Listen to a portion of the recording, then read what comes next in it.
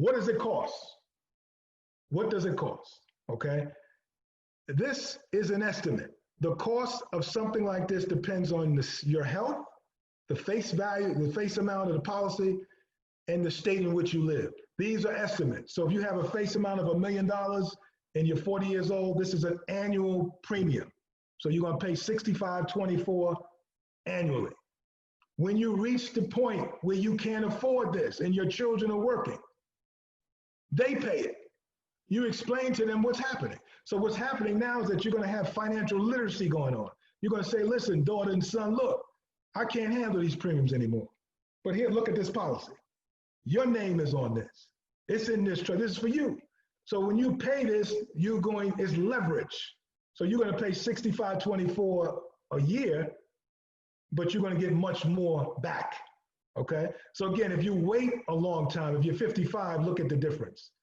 2 million is 13,000 and it's 20. And if you wait to age 55, you're at 24,000. I'm sure we'll have some questions. Let's go over this agenda. We talked about the 3 rules of tax planning. The big one in my mind is pay tax at the lowest rate. Understand there's different types of income. There's ordinary income, that's working folks. There's investment income, that's where you want to be. When your money works, that's the game. That's where we want to get to.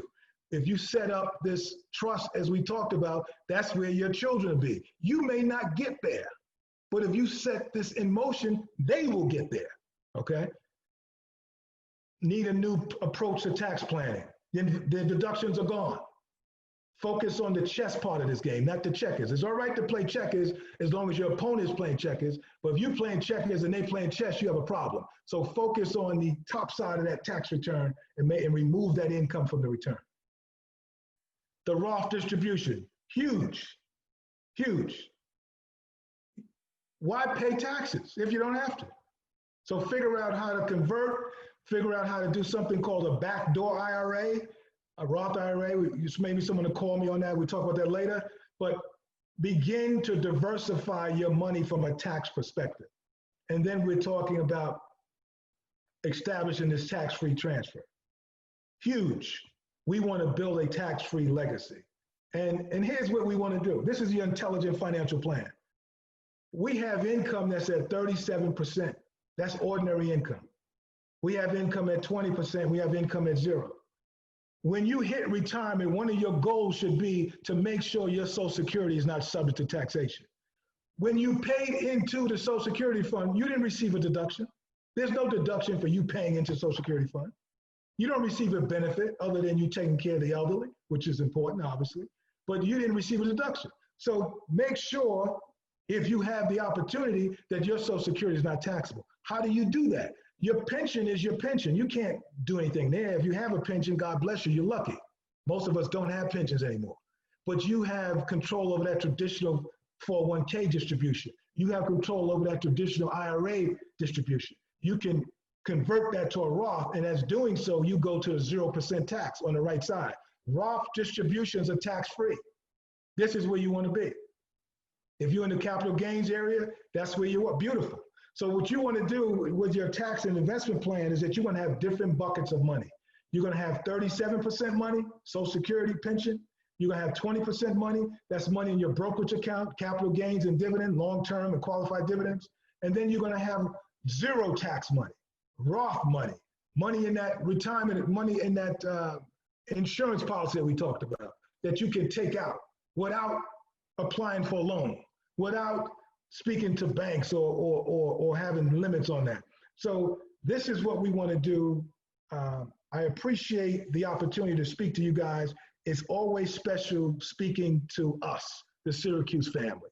It's important to me, and I think we got right on time for questions. I'm going to turn it over to my good friend Rachel, I believe, at this time for questions. Hi, everybody. Thank you so much. My name is Rachel Vassal. I'm the Assistant Vice President for the Office of Multicultural Advancement at Syracuse. And I'd like to thank Fatima Moody for her beautiful welcome, and also to Injil, of course, for an incredible workshop. I think everyone would agree that we've received some practical tools that will help all of us in our financial journeys.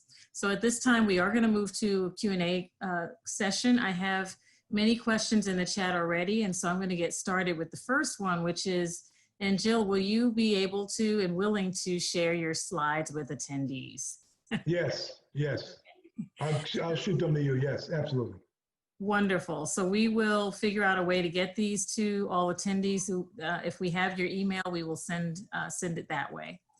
So the first question that I have on the financial side is, when would you suggest younger people switch to a Roth? I'm 6 years out of college and investing into my 401k.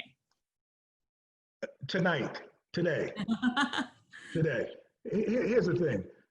I have a lot of clients who are in the 70, 65, 70 range who never heard of a Roth because it wasn't available. Every time they take a distribution, they get whacked. As I mentioned, Social Security.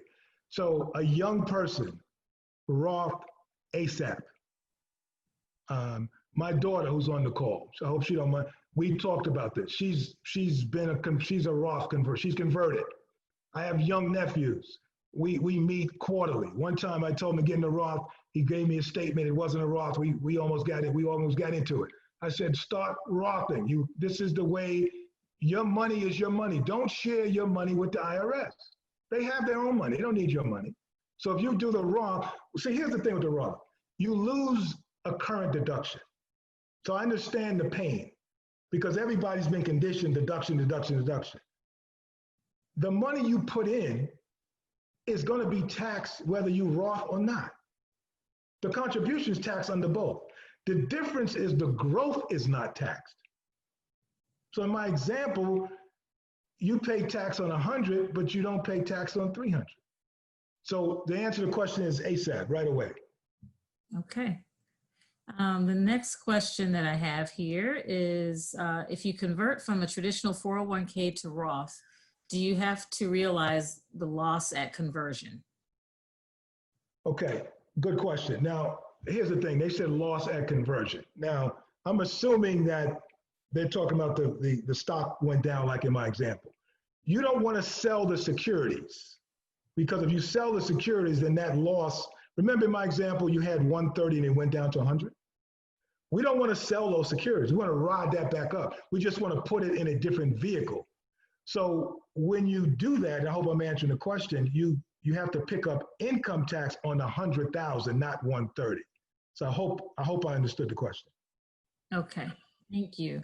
Lots of comments saying that this information is very helpful and excellent. So thank you for that, and Jill.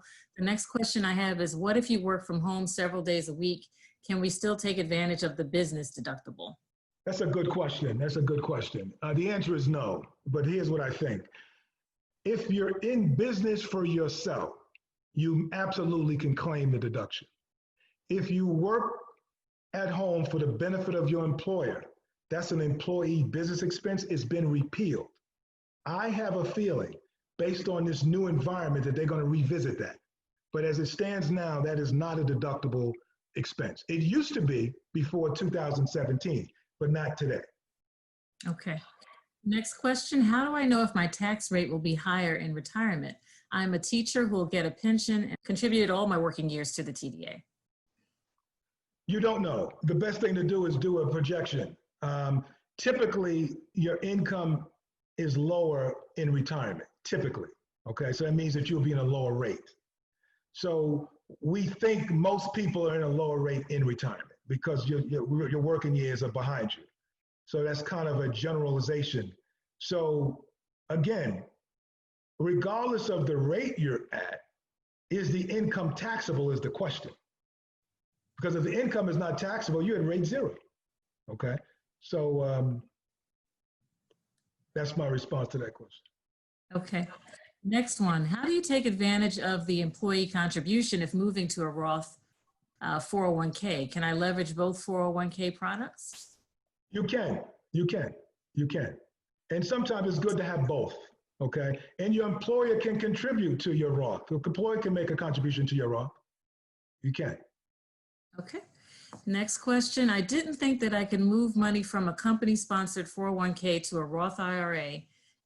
am I accurate in my understanding of what you said? Good question. And you pretty much are accurate. Here's how it works. We're talking about moving money from your 401k traditional to a 401k Roth. That's the first, that's what we talk about first. Your plan, is it doable? Yes, but your plan tells us whether they will allow you to do it. So you have to speak to your employer and see the plan document, because the plan document speaks to the do's and don'ts.